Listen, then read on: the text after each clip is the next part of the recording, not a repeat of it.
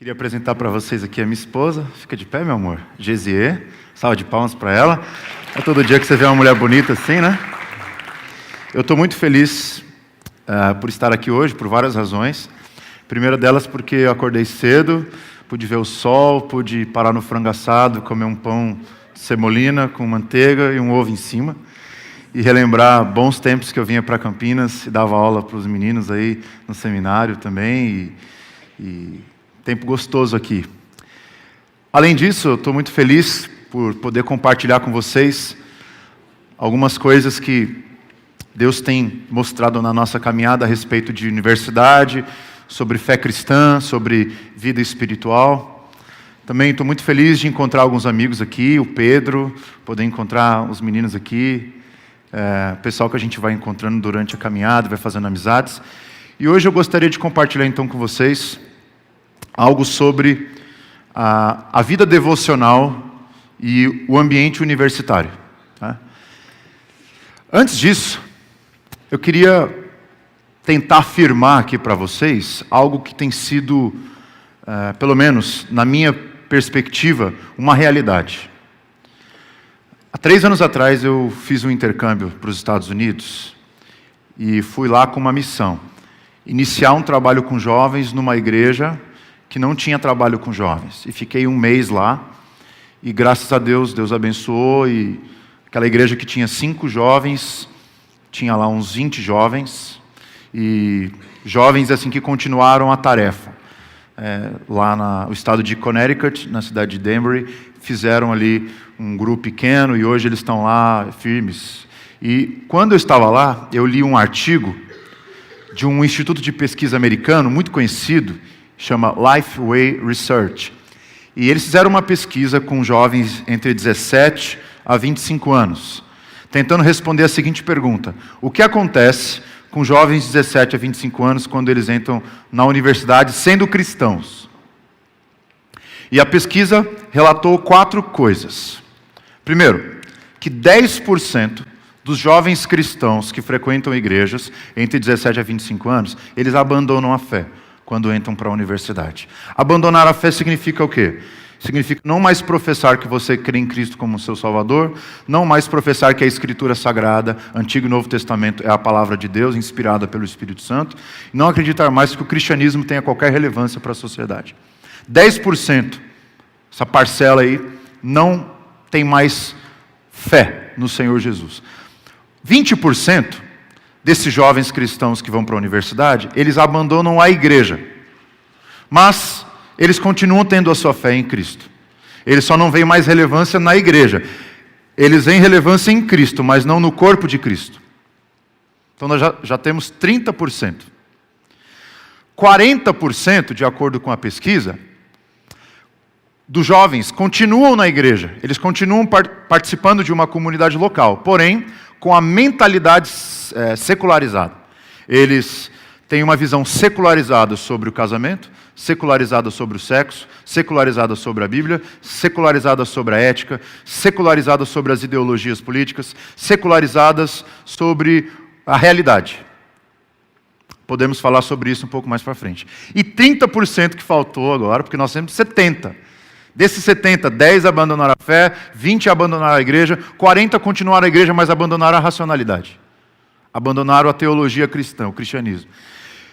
E 30% desses jovens entram na universidade, saem dela mais sólidos e preparados para viver uma vida cristã intensa e relevante do que quando entraram. Então, desses 100%, 30% saem positivamente crentes, firmes, sólidos e preparados para responder às perguntas e inquietações do mundo. E aí quando eu penso nessa estatística, que foi feita nos Estados Unidos, eu olho paralelamente para a realidade brasileira. Será que acontece a mesma coisa no Brasil?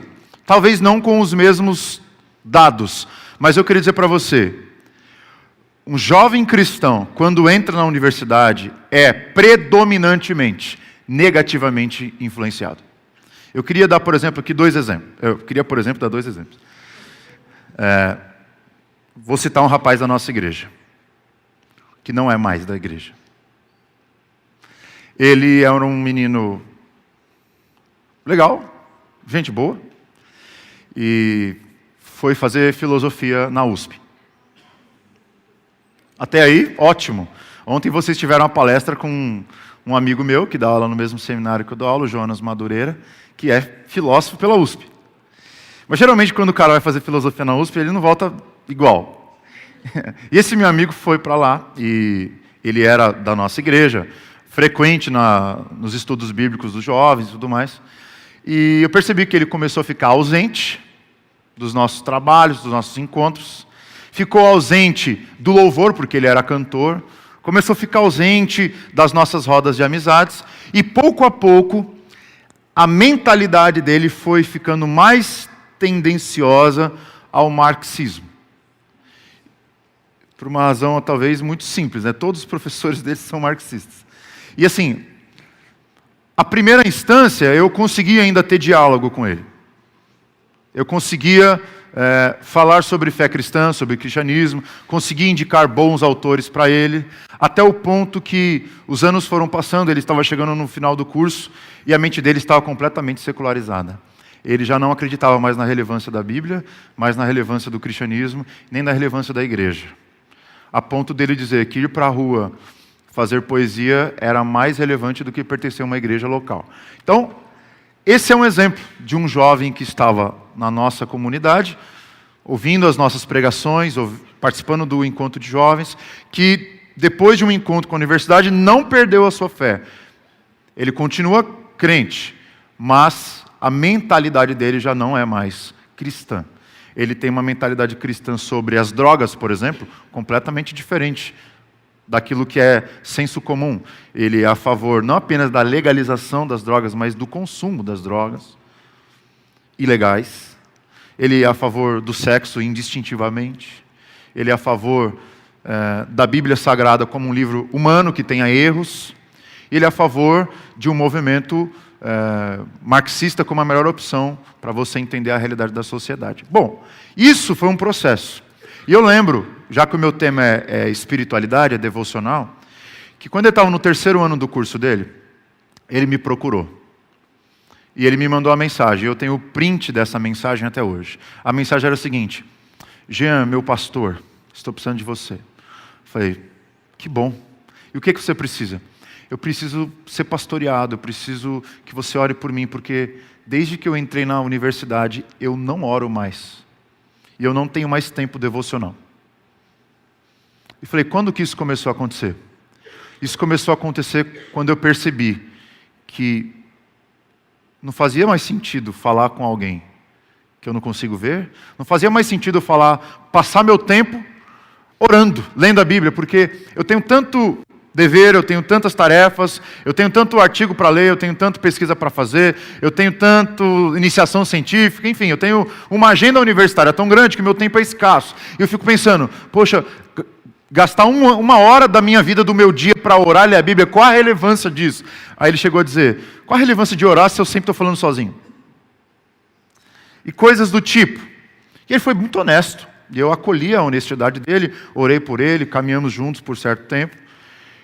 Mas mesmo assim, isso não mudou o fato dele estar com uma mente muito secularizada. Um outro amigo, que caminhava perto de mim, foi para a universidade, na cidade onde minha esposa fazia faculdade, e era um menino que inclusive era presidente da UPA. Quando ele, para quem sabe, UPA, União Presbiteriana de Adolescentes, da igreja dele, ele participava como presidente, foi para a universidade, foi fazer psicologia, e hoje nem mais crente é, e se declara como homossexual praticante. São 2 exemplos negativos da experiência da universidade. O primeiro foi para a universidade, voltou, e talvez ele seria catalogado naqueles 40%, que continuam na igreja, mas com a mentalidade secularizada. O outro se enquadraria nos 10%, que abandonou a fé cristã e não vê mais relevância no cristianismo. A pergunta é, queridos, o que faz alguém olhar para a espiritualidade, para a vida cristã e não mais ver relevância nela? E qual a importância da universidade nesse processo? Eu queria sugerir 3 respostas. A primeira delas é a imaturidade cristã com a qual muitos jovens entram na universidade. Eles são alienados, essa é a palavra. Eles nunca saíram de casa, eles nunca conversaram com pessoas que não eram cristãs, eles nunca tiveram uma profundidade sobre a sua fé, nunca perguntaram por que é certo, por que é errado. Eles sempre foram religiosos que viveram numa bolha e quando entraram na universidade, a universidade furou a bolha deles e eles ficaram sem respostas. E então se entregaram aí para os bares, para as festas, para tudo que a universidade propõe como entretenimento e tudo mais, as ideologias anticristãs, enfim. Primeira coisa é a alienação. Jovens alienados dentro da nossa realidade de igreja. Segundo, o desconhecimento profundo das verdades essenciais do Evangelho.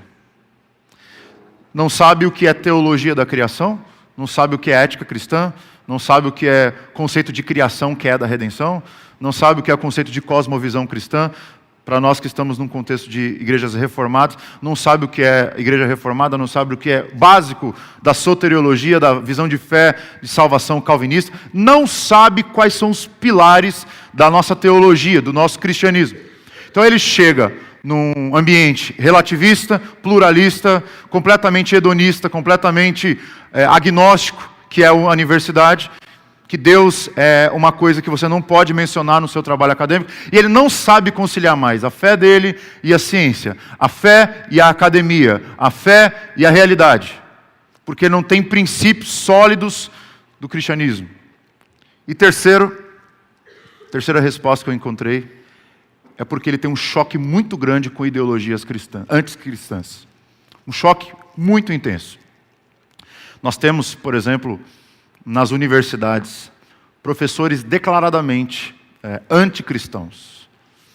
Talvez não sejam anticristãos na fala propriamente dita, dizendo, eu sou o anticristão. Mas ele propaga ideologias anticristãs com uma naturalidade tão grande que você, por não ter condições intelectuais, espirituais, para saber lidar com elas, você acaba cedendo. E são 3 razões que eu coloquei. E talvez se eu colocasse uma quarta, a falta de preparo das igrejas para com esses jovens. Uma estatística que eu li há 4 anos atrás dizia que dos 100% das igrejas protestantes do Brasil, 50% tem jovens. Então, o que você faz? Você pega 100% das igrejas, você racha ao meio. Essas têm jovens, essas não têm. Das 50% das igrejas que têm jovens, a pesquisa diz que 70% tem no máximo 10 jovens.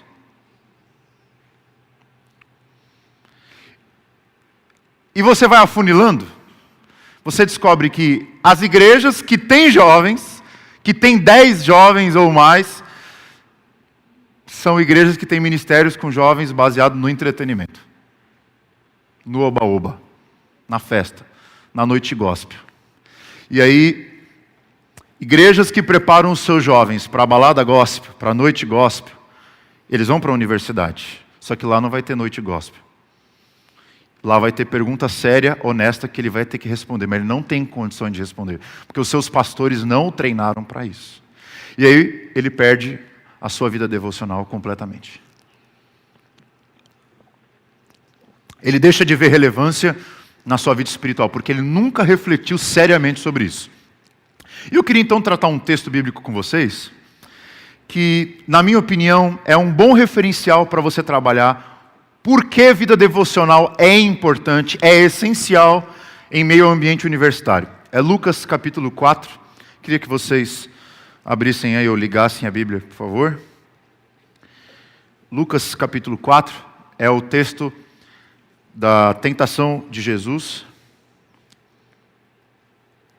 E eu vou tentar aplicar as tentações que o diabo tentou usar para com Jesus, para o jovem universitário. Vamos ver se eu consigo. Lucas 4.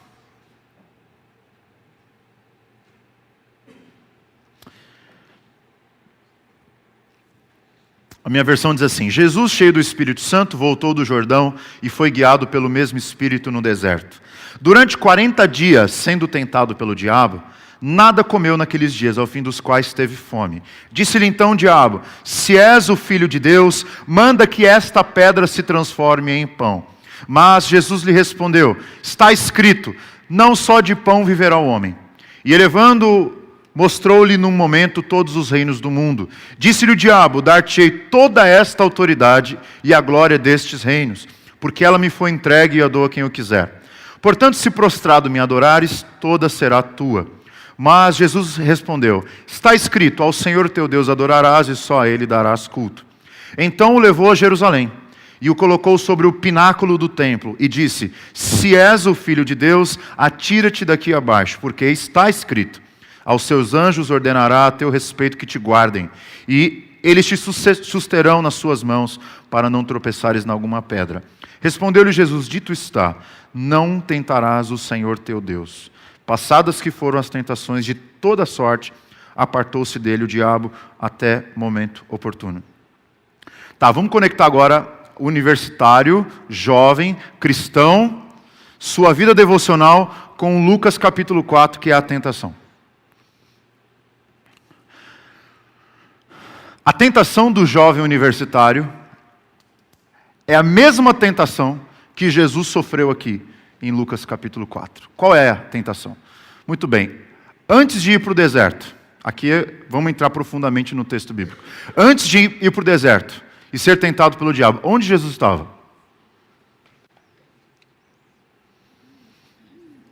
Onde ele estava? Pode responder. No Jordão. Certo?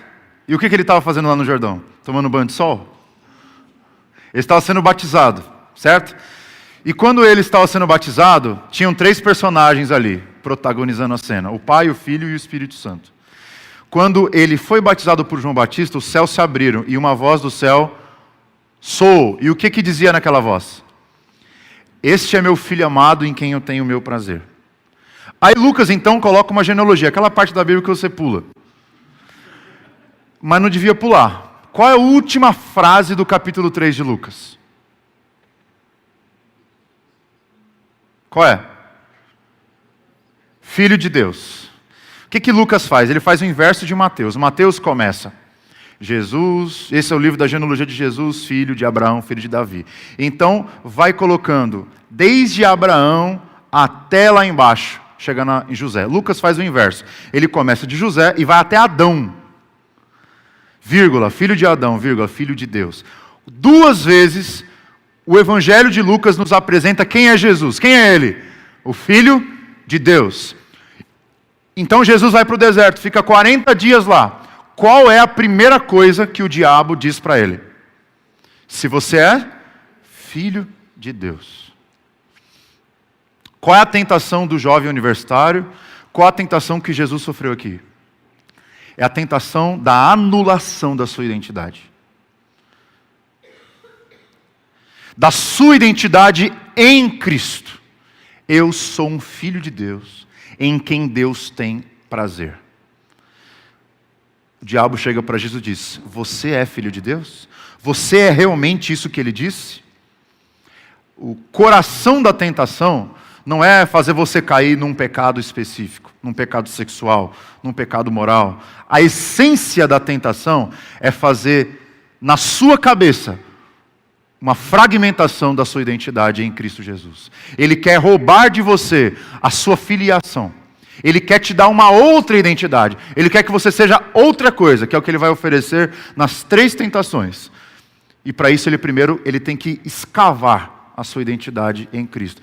Você é filho de Deus mesmo?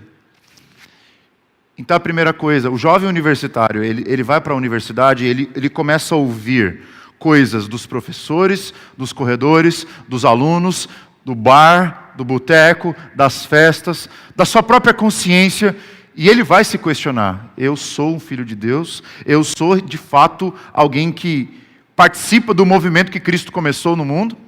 Vou dar um exemplo. Quando eu estava no seminário, no primeiro ano de teologia, eu comecei a ler umas coisas meio assim, complicadas, que os alunos conhecem como teologia liberal, e mergulhei nesse negócio. Teologia alemã, teologia da libertação, teologia, enfim, da Alemanha. Rudolf Bultmann, Karl Barth, Emil Brunner, entre outros, bons, ruins, mais ou menos. E aí teve um dia que eu voltei para minha casa, morava com 3 rapazes, e tentando dormir com a cabeça no travesseiro, veio uma pergunta na minha cabeça. Tem alguém aí em cima? Será que Deus existe mesmo? Será que não fizeram uma lavagem cerebral na minha cabeça para eu vir estudar num seminário para ser pastor de uma igreja? Será que é tudo verdade ou será que não passa de um conto de fadas? E aí eu carreguei aquela pergunta, eu participava das aulas, mas o meu coração não tinha mais certeza da existência de Deus. A existência de Deus. E a confiabilidade da Bíblia. Será que a Bíblia é a palavra de Deus mesmo ou está cheia de erros, como esses caras têm falado? Será que Jesus ressuscitou mesmo? Começou a minha mente virar um celeiro de dúvidas. E isso perdurou por 2 meses. Até que, numa das aulas de hebraico, muito importantes, eu tinha que fazer uma análise do Salmo 23. E então eu falei, vou fazer a análise desse negócio. E aí então, abri meu Logos, que é o software de estudo bíblico, peguei todos os verbos, peguei os substantivos, descobri quais eram todas as variantes e fiz todo aquele estudo. Eu dissequei um cadáver morto. Eu dissequei um morto ali e fiz a biópsia. Falei, nossa, o Salmo 23 é isso. Legal. Apresentei, ótimo, tirei 10.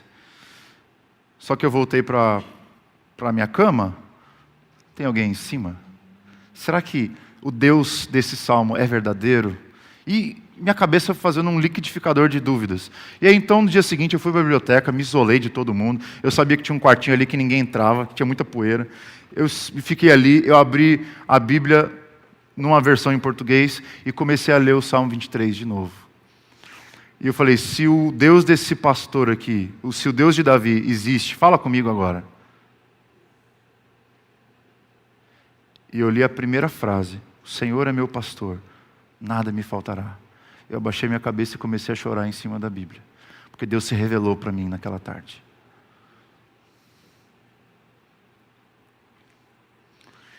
O diabo tenta formatar a nossa identidade.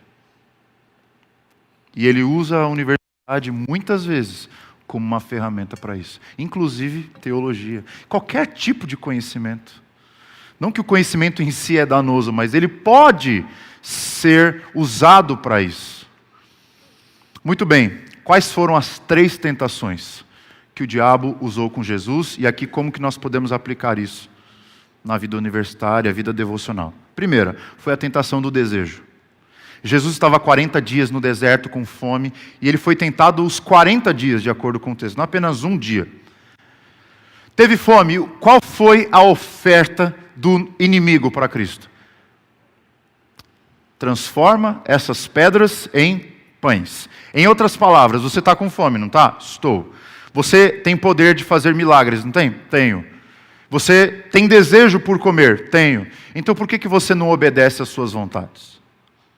Então a primeira tentação que Jesus sofreu é a tentação do desejo. Obedeça às suas vontades. Obedeça o desejo do seu coração.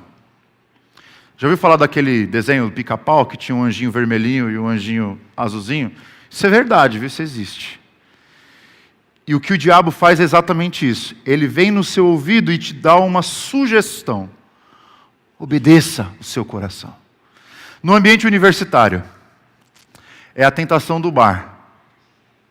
É a tentação do boteco. É a tentação de você descobrir o novo. Quer ver só? Tem uma amiga da minha esposa, que ela era BV, quem os fortes entenderão, com 18 anos, né? Filhinha da mamãe, uma família bem estruturada, foi para a universidade, ela passou lá na FAU, Faculdade de Arquitetura e Urbanismo da USP. Aquela menina que nunca tinha beijado na boca, teve a primeira relação sexual dela em instantes. Numa festa. Rápido, simples, porque todo mundo faz.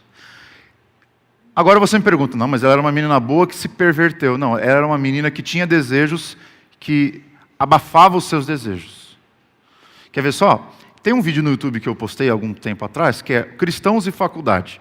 E uma menina postou um comentário lá, que eu li há pouco tempo atrás. Ela disse assim, pastor, eu sempre fui de igreja, eu sempre fui crente, e eu entrei na faculdade e, de repente, eu comecei a ter desejo por ir nas festas, de transar com os caras, de beber e ficar bêbada pela primeira vez na minha vida. Isso é normal? O que está acontecendo comigo? Falei, você já tem todos esses desejos, em larga escala no seu coração. O que está acontecendo é uma sugestão no seu ouvido, pela sua carne e pelo seu inimigo espiritual. Sugerir para você, obedeça os seus desejos, não obedeça à vontade daquele que te criou. É a tentação do desejo. É a tentação de você tentar ser feliz, não nas categorias espirituais, mas nas categorias puramente humanas. E como Jesus vence essa tentação? Qual é a frase que ele cita do Antigo Testamento? Deuteronômio 8. Nem só de pão viverá o homem, mas de toda a palavra que procede da boca de Deus. Qual é o significado dessa expressão, dessa frase? Muito simples. Jesus está dizendo para o diabo, não, eu não quero transformar pedras em pães para saciar os meus desejos, as minhas necessidades físicas. Sabe por quê? Porque há uma necessidade humana muito maior do que as necessidades físicas, que é a necessidade da alma. Arroz e feijão e bife, costela, saciam o corpo. A palavra de Deus sacia a alma. Se eu estiver com a alma saciada, eu terei todos os ingredientes e vitaminas para vencer as tentações do corpo. E aqui que entra a vida devocional. Por que é relevante ter vida devocional? Porque é com vida devocional que o seu coração fica vitaminado para você vencer as tentações do corpo. Quando eu entendi isso, eu consegui vencer a pornografia, que era um grande problema na minha adolescência. Esse texto diz que há uma dimensão no ser humano, que é a sua alma. O ser humano é um ser integral, porém dicotômico. Ele é integral, ele é uma pessoa, mas ele tem alma e corpo dentro de si. O seu corpo é a sua dimensão material, sua alma é a sua dimensão imaterial, que você não tem como enxergar. Jesus está dizendo que a sua alma tem um poder vital tão grande dentro do seu ser, que se ela estiver muito bem nutrida, você vence as tentações do seu corpo. Ou seja, você vence as tentações da sua matéria, da sua biologia, através da nutrição da sua própria alma. Há um arroz e feijão que alimenta mais do que o arroz e feijão que você come num prato, com talheres, que é aquele que você come quando abre a Escritura Sagrada, quando você se ajoelha ao pé da sua cama ou em qualquer lugar e tem uma conversa com o Eterno. Esse arroz e feijão nutre a sua alma e te capacita a vencer a tentação do bar, do boteco, dos desejos sexuais. Essa é a primeira coisa. Por que a vida espiritual, devocional para o jovem universitário é tão importante?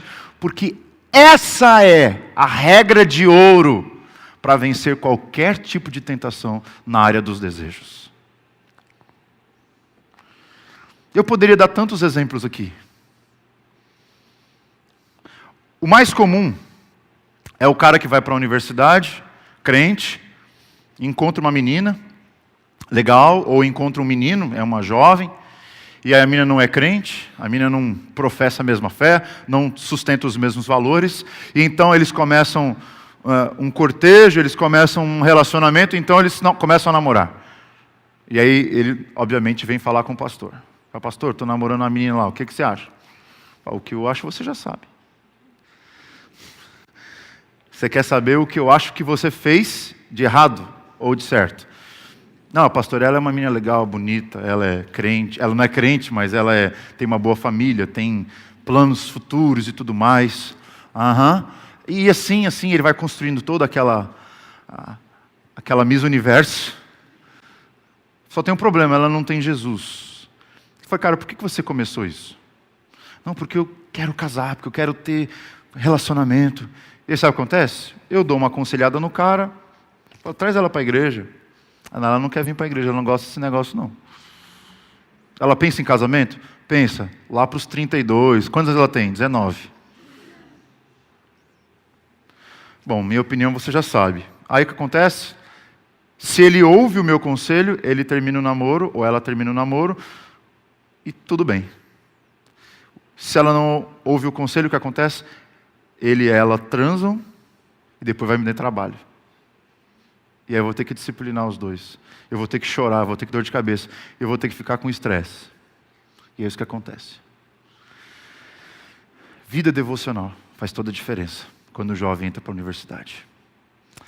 Tenta imaginar você orando, não como alguém está falando sozinho. Porque às vezes orar é falar sozinho, não é? Já leu o Salmo 42?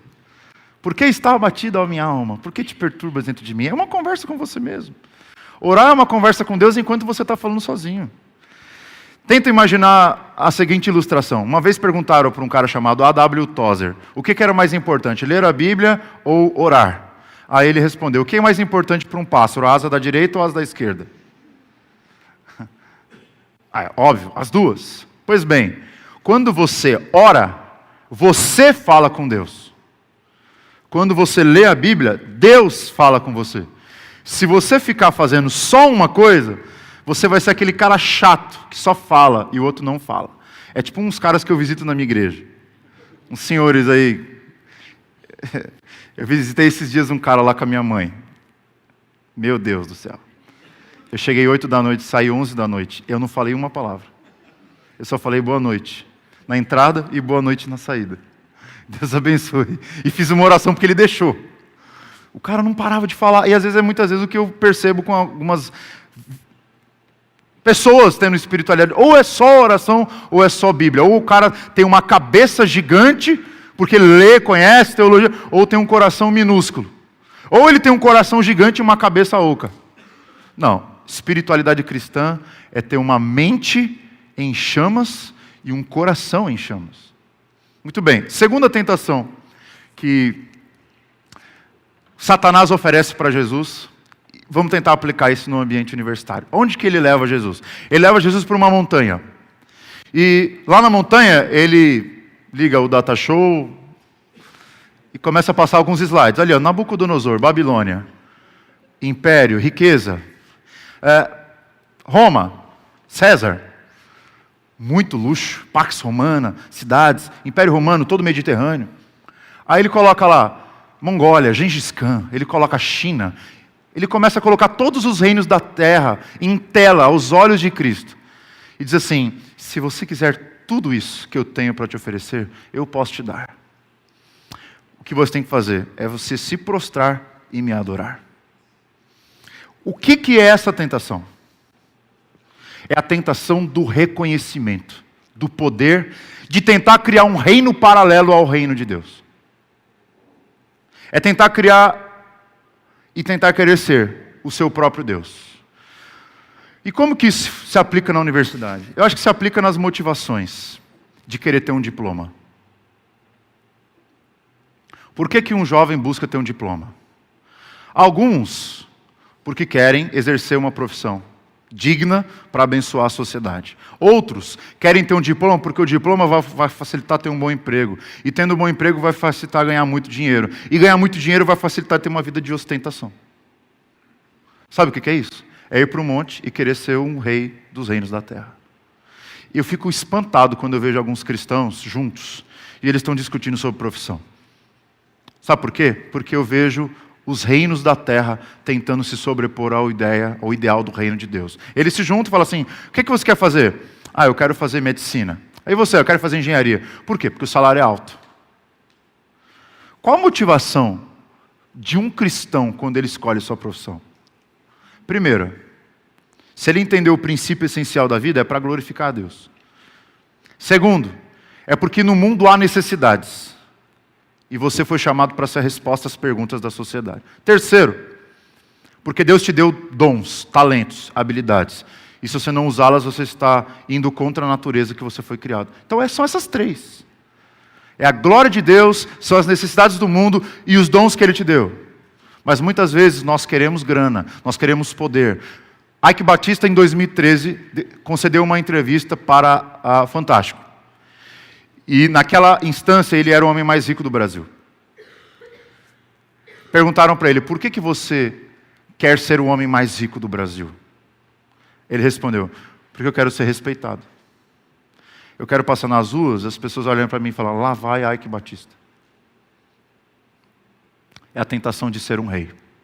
A tentação de ser reconhecido. É a tentação que Satanás tentou oferecer para Jesus. E essa, muitas vezes, a tentação de um jovem quando vai para a universidade.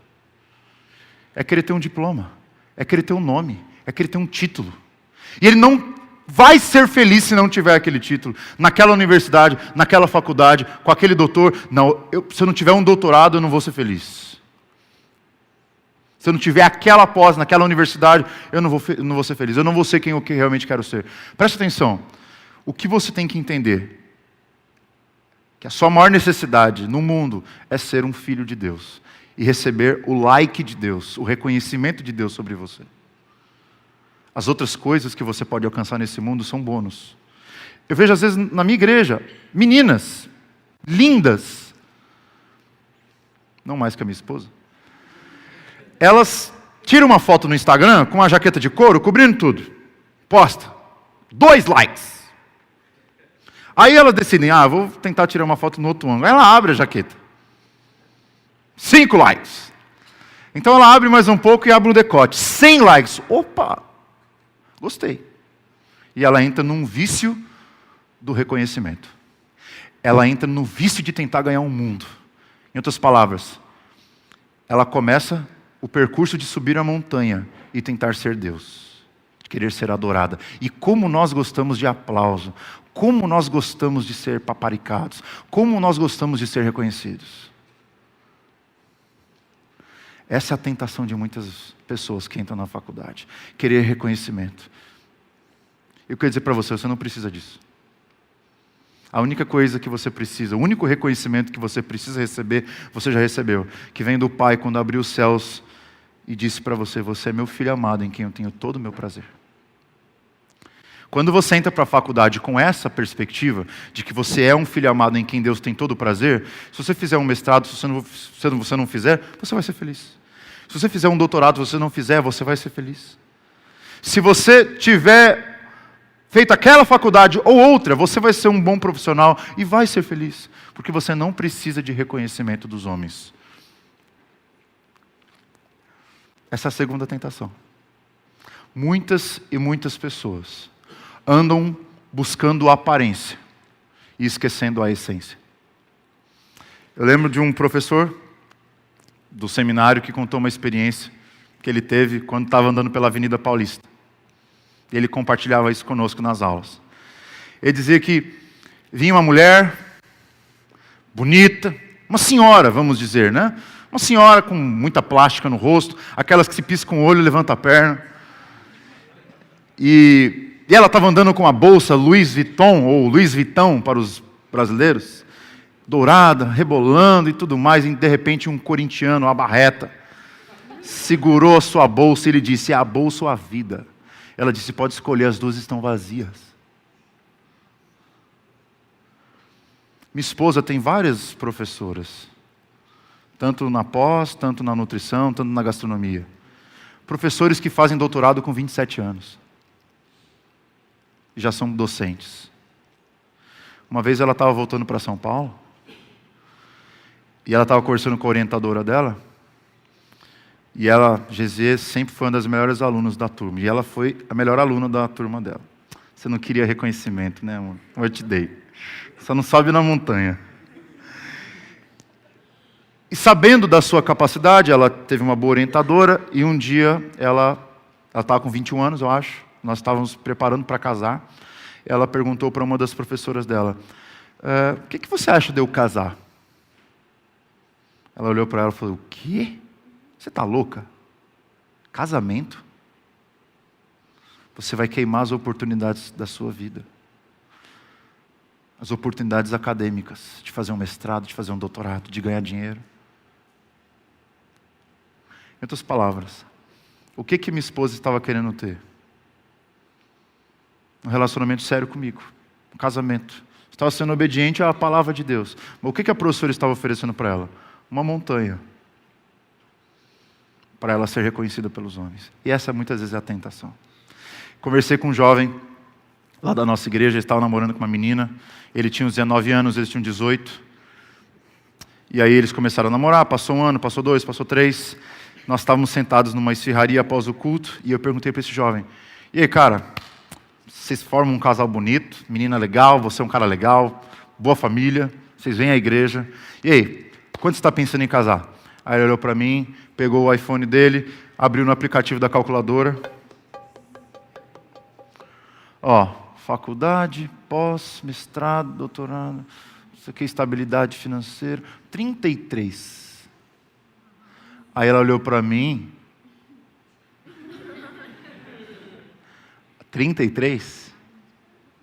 Vamos continuar comendo? Comemos.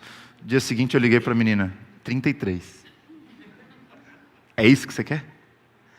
Já faz 6 meses que eu estou duvidando disso. Faz 6 meses que eu estou falando, pensando que esse cara não quer nada comigo. Pois é, acho que você está certa. Ela terminou com o cara. Deu 6 meses, 1 ano, começou a namorar com outro cara, deu 2 anos, casou com o cara. Está bem de vida. Sabe onde está esse cara? No lugar exatamente onde você acha que ele está. Fora da igreja, com um mestrado, sem Cristo no coração. Conquistando os reinos do mundo. É isso que você quer para a sua vida? É a tentação do reconhecimento, das aparências. É a tentação do poder, é a tentação do status quo. Vida devocional vence isso. Como que Jesus venceu essa segunda tentação? E aqui eu acho que é fantástico. O que ele disse para Satanás? Não, eu não quero. Por que eu não quero? Porque só a Deus adorarás e só a Ele prestarás culto. Em outras palavras, a adoração é o antídoto para curar um ego inflado. Quanto menos você adora ao Pai, ao Filho e ao Espírito Santo, mais você é tentado a sedução de querer ser o que Deus não te chamou para ser. Mas quanto mais você está em adoração, em espírito e em verdade, adorando ao Pai, ao Filho e ao Espírito Santo, mais nutrido você está para deixar o seu ego no lugar onde ele tem que estar. A adoração é um antídoto para deixar de ser Deus. Por quê? Quando você está adorando, você está dizendo, a Ele a glória, toda a Ele o poder, toda a Ele a honra, toda a Ele a riqueza, toda a Ele a sabedoria, toda a Ele a força. Onde está você? Quando você adora, Deus vira Deus e você se transforma em homem. Mas não é a realidade? É, mas quando você deixa de adorar, você vira Deus e Deus vira um objeto. A adoração nos coloca realmente no lugar onde nós devemos estar. E é isso que Jesus está dizendo para Satanás, é isso que eu estou tentando dizer para vocês.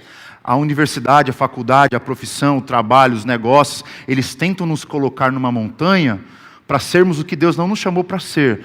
Mas quando nós somos profissionais, somos universitários, somos homens de negócio, mulheres de trabalho, e estamos em conexão com a adoração, isso nos capacita a sermos profissionais, mas deixarmos de ser deuses.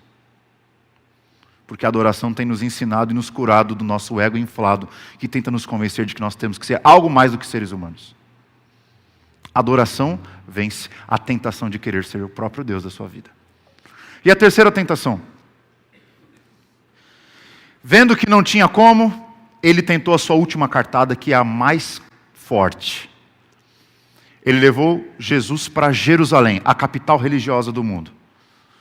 E em Jerusalém, ele levou no lugar mais religioso de Jerusalém, o templo.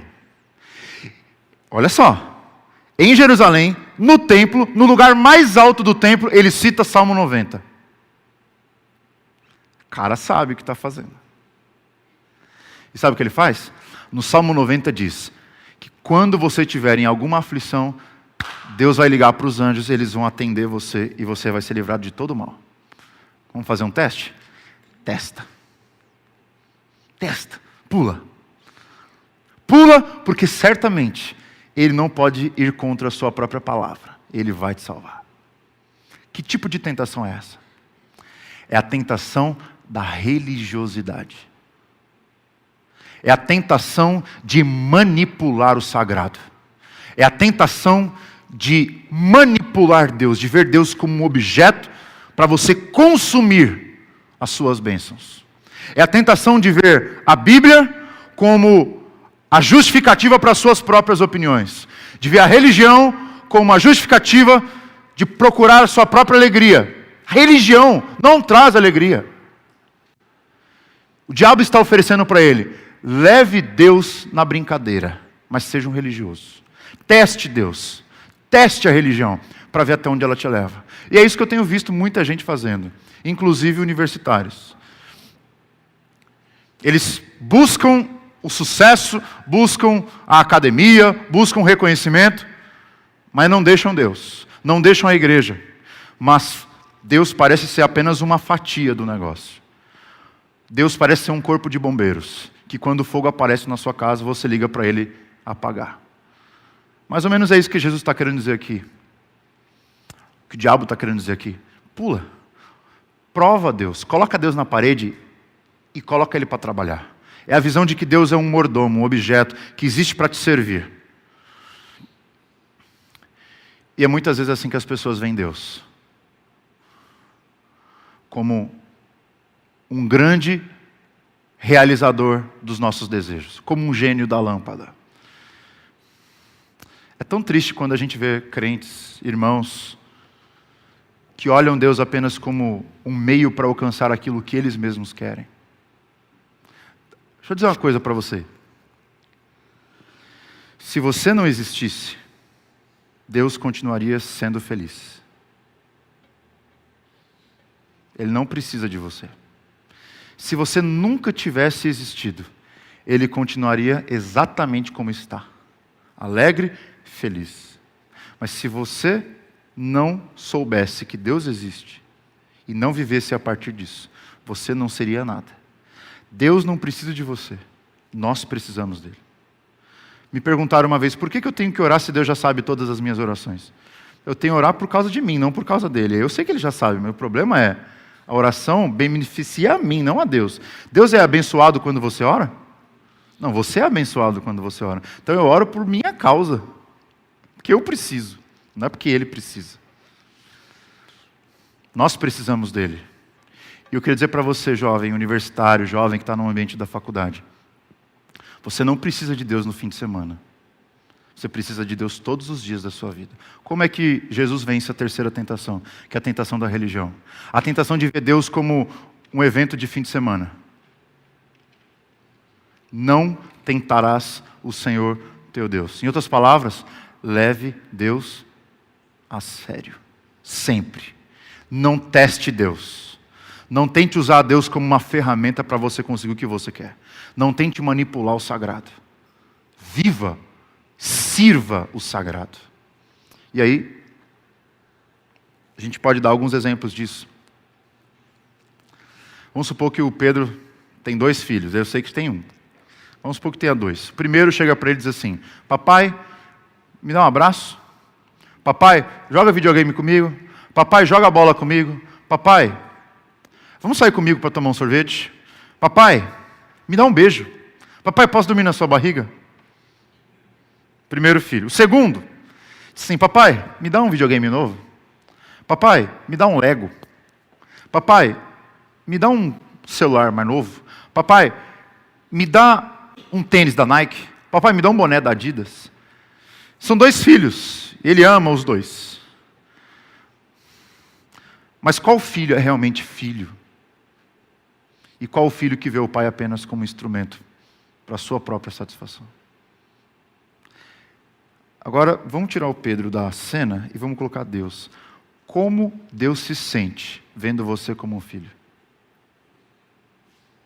Como um menino que só quer coisas que ele pode oferecer? Ou como um menino que quer ter ele como a maior coisa que ele pode oferecer?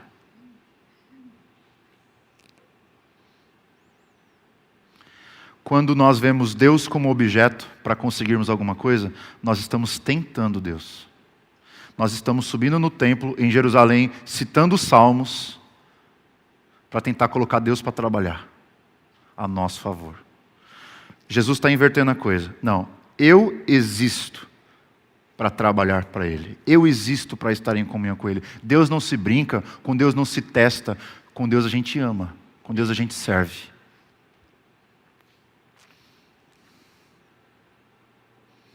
Você está aqui nessa manhã, participando dessa conferência.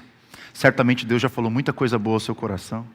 Eu queria que você saísse dessa manhã aqui com uma reflexão. Quem é Deus para mim? O meio para alcançar o que eu quero, os meus sonhos? Deixa eu dizer uma coisa para você. Deus não tem compromisso com os seus sonhos. Ele tem compromisso com o seu reino. E se os seus sonhos fazem parte do reino, muito bem. Se não façam, eu queria dar um convite para vocês. Desistam dos seus sonhos. Se o teu sonho é ser um cara rico, que mora num lugar bonito, e viver à base do seu luxo, desista dos seus sonhos e comece a pensar no reino.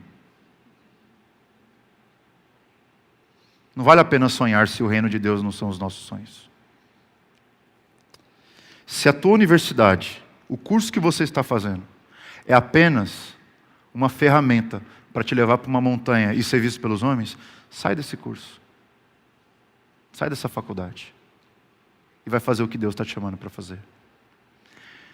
Se essa faculdade que você está fazendo, se a sua experiência acadêmica tem feito você se desviar do propósito real, que é se satisfazer em Deus, se você perdeu sua vida devocional no ambiente universitário, você não consegue mais alimentar a sua alma, você só quer alimentar os anseios do seu próprio corpo, eu queria fazer um convite para você.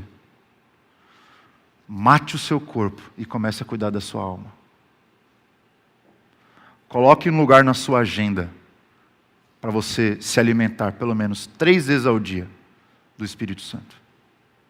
A gente come, eu como 5, né? Mas geralmente a gente come 3 vezes por dia. E às vezes é insuficiente. Mas a gente não come às vezes nenhuma vez por dia para alimentar a nossa alma. Como que você quer se sustentar e estar pronto para vencer as dificuldades da vida? Não vai. Então eu queria dizer para vocês, então, para finalizar. Mais vida devocional na universidade. Só é possível quando a gente entende que vamos ser tentados, vamos ser desafiados, vamos ser burilados, vamos ser peneirados. Você vai ser peneirado. Eu fui peneirado. Sabe qual é a minha maior dificuldade no ministério pastoral? Eu vou falar para vocês. Minha maior dificuldade em ser pastor é sentar, abrir a Bíblia e me alimentar dela. Minha maior dificuldade não é aconselhar pessoas que têm problemas. Semana passada tinha um caso de pedofilia que eu tive que aconselhar. Semana passada teve um cara que era foragido da justiça fazia 5 anos, clandestino. Queria que eu aconselhasse. Para mim isso não é problema.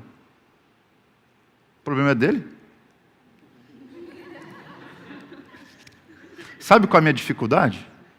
É sentar na minha sala e ler a Bíblia não como um cadáver que eu tenho que dissecar, mas como a palavra do Deus vivo que eu tenho que ouvir e me alimentar.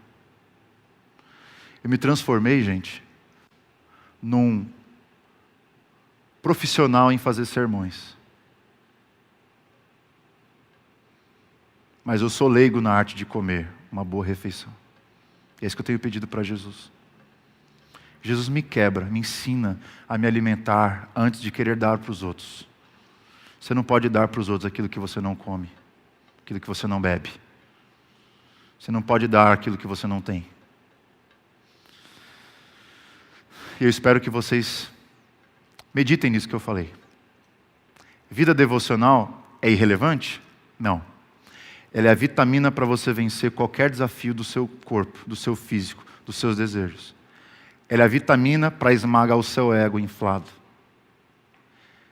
E ela é a vitamina que te ensina a enxergar Deus do jeito certo. Não como um mordomo, mas como um soberano a quem eu tenho que servir. Se você puder fechar os seus olhos. Queria orar com você, desafiar você a sair daqui com uma decisão, com uma atitude. Pai, obrigado por essa oportunidade que nós temos de estar juntos, compartilhar da palavra de Deus, compartilhar o Evangelho, ler a Tua palavra que é maravilhosa, que nos alimenta. E eu queria interceder aqui pelos meus amigos. Certamente alguns deles já saíram da faculdade, são líderes das suas comunidades, trabalham com jovens que lidam com diversos problemas. Ó Deus, nos ajuda a entender que sim, a universidade é um grande desafio para a nossa vida, mas a universidade não é nada comparado ao que o Senhor tem preparado para o nosso coração. antes de querermos fazer alguma coisa para o Senhor, nos ensina a ser filhos. O Senhor não quer que subamos em montanhas e apareçamos. O Senhor não quer nada além da posição que nós já temos. Nós somos teus filhos, servindo o Senhor no teu reino. Jesus nos ajuda a entender que o lugar mais alto que podemos chegar não é num congresso, em universidades, não é no Guinness. O lugar mais alto que o nosso nome pode chegar não é no Prêmio Nobel. O lugar mais alto que o nosso nome pode chegar é no livro da vida. Jesus nos ajuda a entender que o título maior que a gente pode receber não é de doutor, não é de mestre, não é de bacharel, não é de pós-doc. O maior título que a gente pode receber é de filho. E o maior lugar que a gente pode chegar não é num pódio, é aos seus pés. E o lugar que o homem mais crente da terra chegou foi aos teus pés, foi João Batista. É aquele mesmo que disse: importa que ele cresça, eu diminua. Eu quero ser grande, Jesus, eu quero influenciar essa geração. Me ensina a ser pequeno, me ensina a ser o servo, me ensina aquele que está aos seus pés, que não é digno de desamarrar suas sandálias. Jesus, eu quero que o Senhor use o meu conhecimento, as minhas habilidades, os meus dons. Me ajuda, em primeiro lugar, a estar com a alma nutrida, a estar com essa montanha bem longe dos meus sonhos. Me ajuda a ver o teu reino como alvo dos meus sonhos, os teus projetos, a humanidade caída, o ser humano em suas necessidades, o mundo, o pobre, o necessitado, o carente. Me ajuda, Deus, a sonhar com os teus projetos. Me ajuda a sonhar com a redenção da humanidade. É isso que eu quero, usando tudo que eu sei fazer. Me ajuda a estar conectado com o teu plano na história. E ajuda, Deus, cada um que está aqui, com os seus dons, talentos, capacidades, pensamentos, ideias, para que eles cheguem aonde o Senhor quer que eles cheguem. Livra-nos da vaidade, livra-nos das aparências, livra-nos de vermos a religião, a fé cristã devocional como um hábito de fim de semana, que a gente possa entender que estar ao teu lado é uma vida de paternidade, é uma vida de fraternidade, é uma vida de família, é todo dia, é comer à mesa, é a ceia, é o pão e o vinho, é o batismo. Jesus nos ensina a experimentar a dinâmica da espiritualidade de forma mais honesta, verdadeira.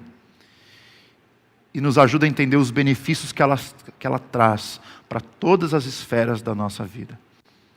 Abençoa esse congresso. Abençoa, Deus, todo mundo que preparou tudo que foi feito aqui. Meu desejo, Deus, é que através desse tempo que passamos aqui, possamos entender muito mais que a vida é mais que a universidade. Possamos entender que a Tua vontade é mais do que nós mesmos. A Tua vontade é mais do que tudo. O Teu plano é maior do que os nossos planos. Os Teus sonhos são maiores do que os nossos sonhos. O que o Senhor espera de nós é muito maior do que eu espero de mim mesmo. Nos ajuda a ficarmos conectados contigo. E assim vencermos qualquer tentação de fragmentar nossa identidade e tentar anular quem realmente somos. Filhos que o Senhor tem todo o prazer. Ajuda-nos, ó Deus, nos capacita e abençoa esse tempo aqui. Abençoa os irmãos que vão falar depois de mim, que o Senhor use eles com o Espírito Santo, cheio de poder, de graça, e ministrem sobre a vida de todos. Em nome de Jesus. Amém.